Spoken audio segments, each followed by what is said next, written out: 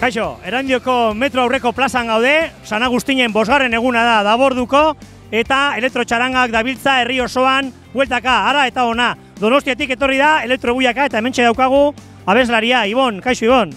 Kaixo, atxaldeon. Bueno, ze plan daukazue, oraintxe bertan? Bueno, momentu soinu pixka botatzea Erandiotikan, pote batzuk hartu, eta ondo pasa. Jendea girotu, eta jorga pixkatein.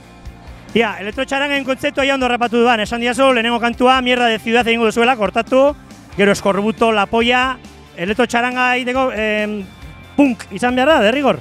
Bai, gui egia da elektrotxaranga gutxi, elektro gehiago txaranga baino, baina bai, punk pixkat, eska pixkat, jendea guztoko dituna bestiak azken finean. Eta punka egin gabe, indaiteke elektrotxaranga bat? Bai, haizeak baldin badituzue, bai, gu adibidez ez ditugu haizeak. Beraz, ez zaigu beste tokatzen, punk pixka jotzea baizik. Basorte hona izan, ongi pasa eta laustera arte!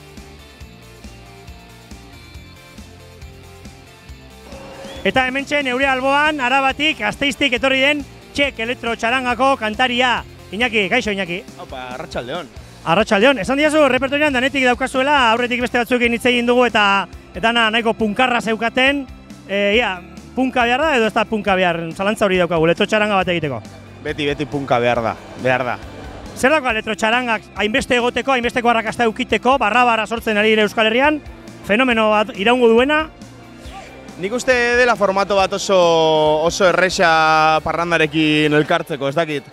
Orduan nik uste bizitza badaukala. Eta ikusten denez, jendeak aceptazio nahiko dakala, orduan aurrera, bakizu. Jorgak beti jarraituko du bere horretan. Oso ondo, eskerrik asko Iñaki eta Emaiok. Bai, eskerrik asko.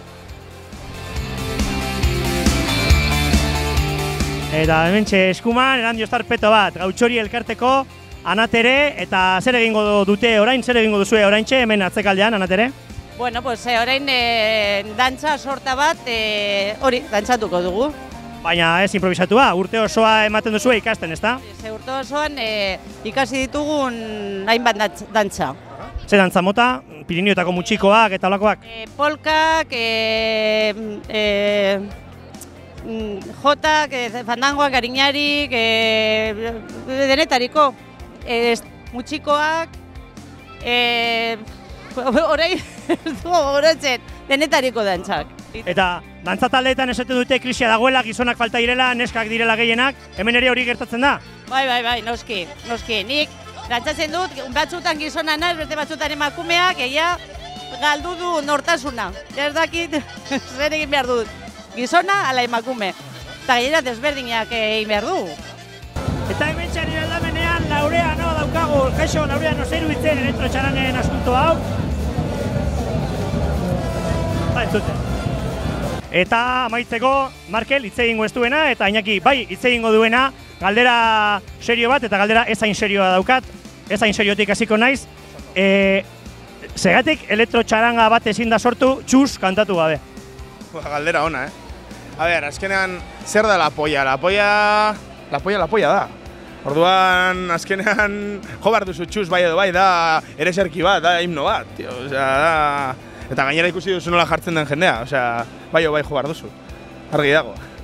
La polla atera denez, galdera serioa, oso emakume gutxi daude elektrotxarangetan, ezta? Sentsazio hori daukat. Zergatik, zer gertatzen da? Egia esan, gure elektrotxarangan aurten ezin izan du bira egin hautsita dakalako belauna. Baina egia da, ez dakit zergaitik, ez dakit den lotxa, ez dakit, baina guk beti, gure kontzertuetan beti esaten dugu emakumeak nahi ditugula ikusi bai elektrotxarangetan, bai holtzetan, bai edonon. Gu baino asko sobeto egiten dituztelako gauza hauek, baina bereziki. Eta gehien bat hori, guretzako elektrotxaranga ana gabe aurten oso zaila izan zaigu aurrera eramatea. Eta nahiko genituzke elektrotxarangakide gehiago emakumeak izatea. Zelan da, a ber? Jarri baduzu hemen bat, bi eta hiru. Eta horrela jo, bai. Eta jo, bai, besterik gabe. Hori da, la. Bai.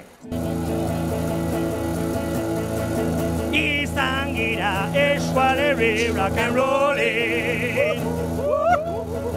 Izan gira eskualerri rock and rollin'. ezan gira eskualerri rock and rollin. Hala, ez da,